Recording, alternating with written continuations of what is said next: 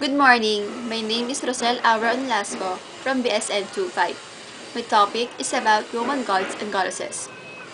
If we hear thunder today, do you explain it by saying that thunder was produced by an electricity we call lightning? As a matter of fact, scientists know that this explanation is not really a deep or complete explanation, since electricity itself is still a very mysterious force. Did you know that Jupiter, the ruler of gods in Roman mythology, can create thunderbolt and lightning anytime he wants? The name of our planets in the universe and the names of our months in the calendar were derived from Roman gods. In ancient times, most people believed that different gods and spirits inhabited the world and the universe. The early Romans did not represent their gods in human or animal form. Instead, they represented it without images. That's why it didn't have well-defined personalities. But under the great influence of the Greeks, the Romans first represented their gods in human form and even built temples for them. And today, I'm going to share with you explanations about the Roman gods and goddesses, and even their characteristics. There are three explanations: the similarity between the Greek and Roman gods, and the major and minor Roman gods and goddesses. As what I've said earlier, the Roman mythology was greatly influenced by the Greeks. This is because the Greek art and literature was so powerful in Rome. The Romans were people with deep religious feelings, but they had little imagination, so they adapted the most famous principal gods of the Greeks, whom also called as 12 great Olympians, and turned them into Roman gods by changing their names. The Romans felt no need for beautiful gods, and they want useful gods, so they care a great deal about the gods' functions. Even though a Greek god or goddess may have a different name in Roman mythology, they still perform similar tasks and were worshipped for similar reasons. The 12 great Olympians that were turned into Roman gods are considered as the major Roman gods and goddesses because they are supreme than the other gods in Roman mythology.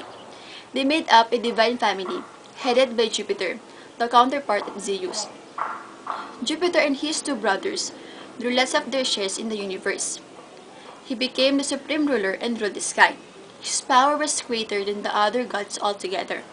Second to him is his brother Neptune, the ruler of the sea and was commonly called the Earth Shaker.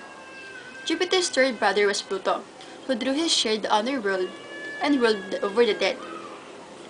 Vesta, the fourth Roman god, was Jupiter's sister. She was the goddess of the heart that was a newborn child should be carried before it could be received into the family.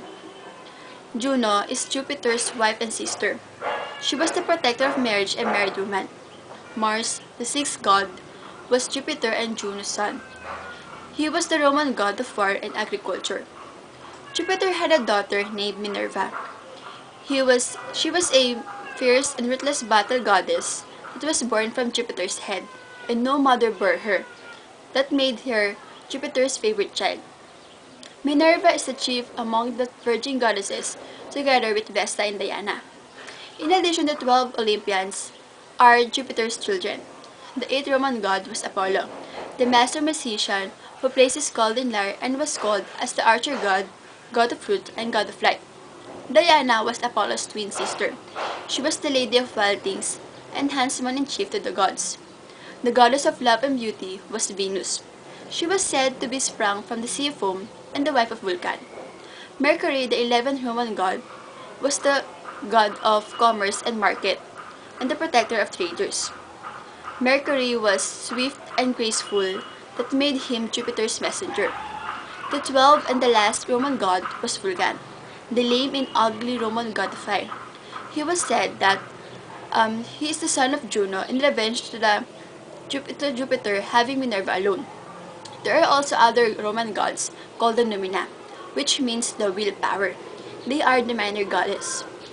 For the interpretation of the Greek literature, the original Roman mythology was centered on the Numina, especially to Janus. Janus was the god of good beginnings, which is the result to good endings. He is also the god of doorways that had two faces, which were placed on doorways of homes, one face looking outward and one face looking inward. The Roman mythology was fascinated human beings for years centuries. Even though the world today does not believe in the gods of ancient Rome, their presence in today's society can still be felt. They presented an answer to why things happen.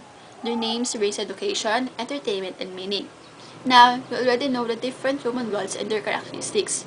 You now have the idea about the ancient mythology. You can also use this knowledge as a background whenever you read some books about myths or watch movies inspired by these gods. Thank you.